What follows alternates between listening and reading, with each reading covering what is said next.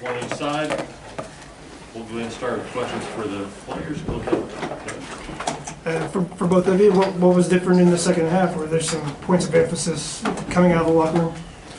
Yeah, we decided to change some matchups, change some ball screen coverages, and not dwell on the shooting in the first half. Kind of knowing that we're going to get shots, and we got to step up and hit them. So not focusing on the first half and moving on to the next half. So. It was just like our energy, for real. I felt like the second half we had a little bit more energy to come out. We made a few mistakes in the first half, but we cleaned stuff up at halftime. So. Coleman, when you're in that stretch where Rutgers misses all the shots, doesn't score for 10+ minutes, I mean, just what do you kind of feel or see in that? I mean, can you sense that when you're playing? Yeah, I just feel like our defense is there, our effort is there, energy, energy in the crowd, in the building. Yeah, that's it, and it's very contagious too. When you're playing hard, the next guy that subs in got expectations to go in and play hard, match the energy, or play even harder. So yeah, I just feel the energy in the building, in the crowd, and throughout the team. So. Jeremy?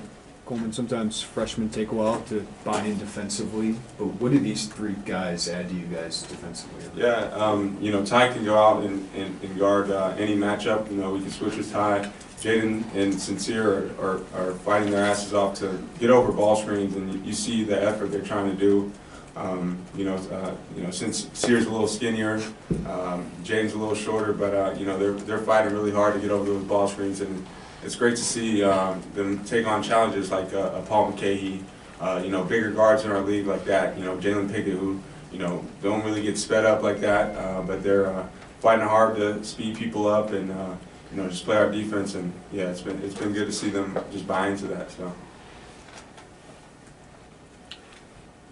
Coleman, was there a different feeling for you coming out of halftime offensively? It seemed like you were able to really kind of get going and be aggressive kind of quickly out of the break. Yeah, I think the difference is just, some games I don't really, and I'm not saying this is anyone's fault, but mine, I think I just don't get involved in like the first media or two. Some games I go a stretch without doing anything in the first, second media. So today I, try to get involved, try to get a few shots in, get to the offensive glass, whatever that is to kind of impact the game early. I think that, the energy just carried over. You see a few shots go in, yeah, just like I said, it's just energy and it's contagious. So yeah. Dain, it seemed like you and Coleman had kind of a good thing going in the first half. How important was that on the offensive end where other things weren't working quite as well?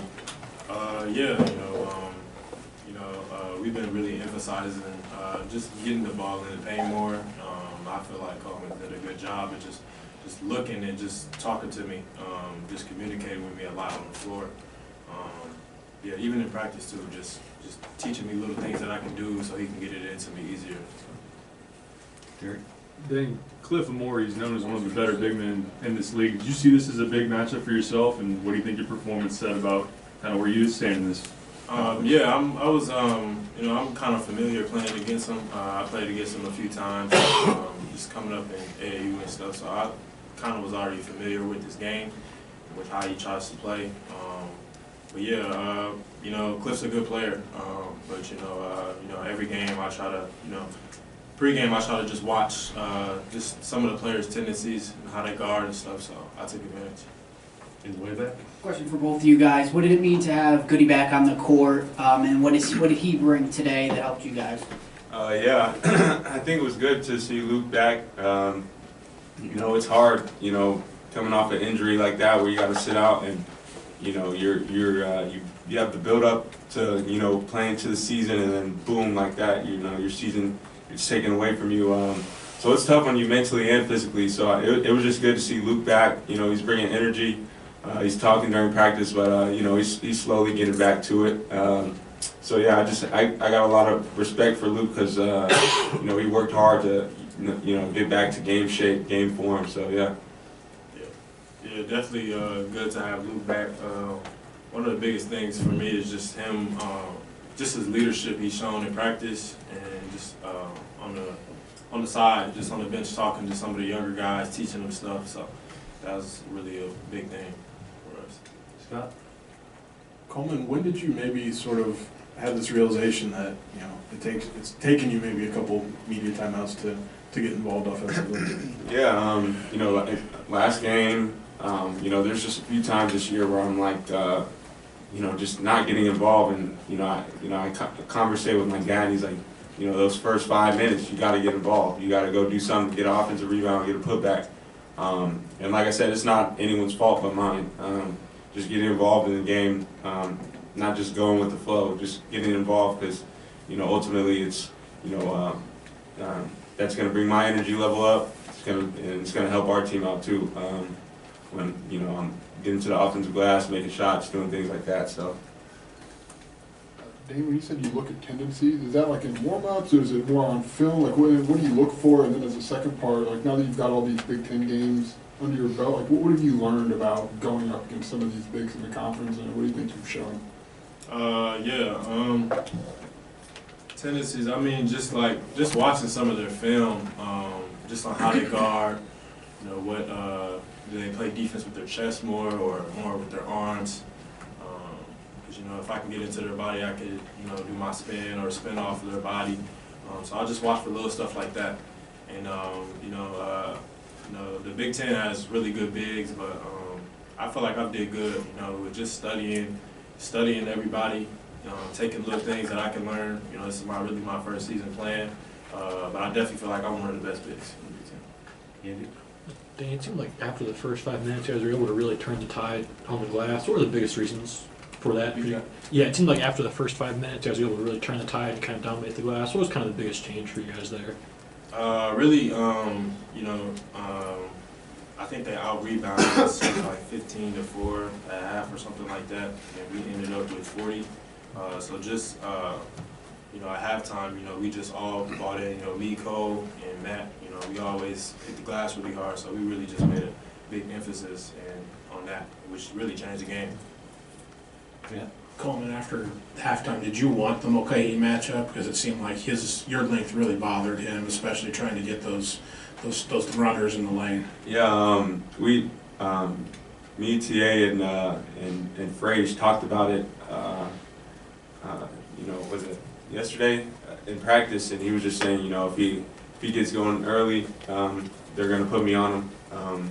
You know, I feel like we worked a good amount on doing that. You know, sometimes if I get caught on the screen, you know, me and Dain could just switch it because he likes to get downhill to floaters, but, you know, if Dain steps up, I could get to Cliff quick, you know, no lobs. You know, you saw it worked well. So, yeah, we kind of talked about it earlier, and he got up to a decent little start. So, yeah, just having that matchup, you bother him in my length. So, yeah.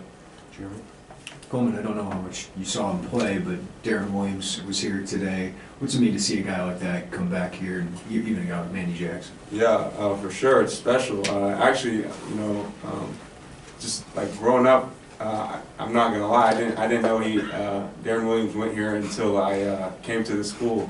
I was like, Darren Williams went here? Like, that's crazy. Like, I've always known like Darren Williams to be a great player, but I never knew that until I came here. But no, it's awesome to see people like that.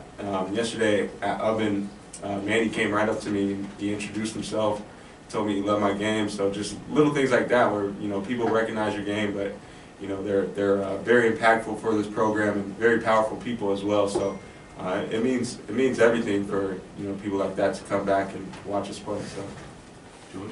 Dain, I know we've talked a lot about your journey over the course of the last year, so not to get too far into that, but if we were to go back a year ago right now and tell you that you'd be kind of where you are right now, would you have believed it? And I guess what does it mean to be able to, in your first real season of college basketball, have the impact you're having?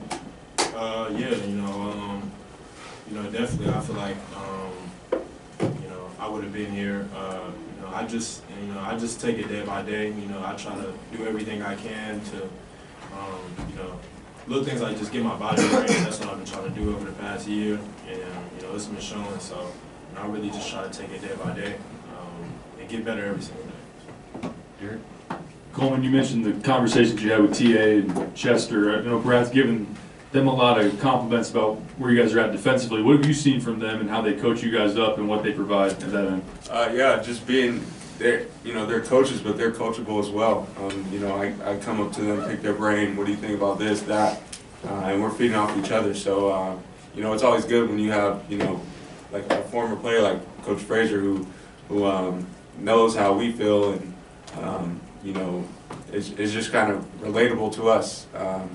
So he kind of has that connection with his players where he can talk to them, figure out what they think, and it's not just it's my way. He'll talk to you and then you guys can figure things out together, and that's what we've been doing over the years. So yeah. We'll go the way back with Brett. Coleman, how much confidence do you guys feel like you have defensively, and to hold a team for 10 minutes without scoring, does that give you a little bit of pride in that sense? Yeah, for sure. When you force tough twos in today's game, I think it's a really good thing. Tough twos, no threes. You let a guy like Cam Spencer, really good shooters in our league get going. That could be the end of the night right there. So when you're forcing tough twos, forcing tough shots, you're fighting over those ball screens. You feel like you're unbeatable. When slowly and surely those shots don't fall for them no more. And then you look up and it's a 19-0 run, whatever it is, and it's the energy is just impacting everybody. So yeah, I feel very confident in our defense. Anything else for the time? Oh, one more here. I guess for both you guys, it seemed like they were making a couple of those tough cues kind of early. Where do you guys kind of get the patience to kind of play through that and wait for that around the second half to kind of come the way you did? Yeah, just knowing that no one's gonna make those all game.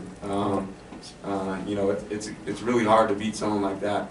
So having patience and then just getting on people for not warring over ball screens. Sometimes we call it a defensive mistake if you're just getting hung on ball screens. So just having that will to actually want to get over and fight through and yeah, but no one's gonna beat you.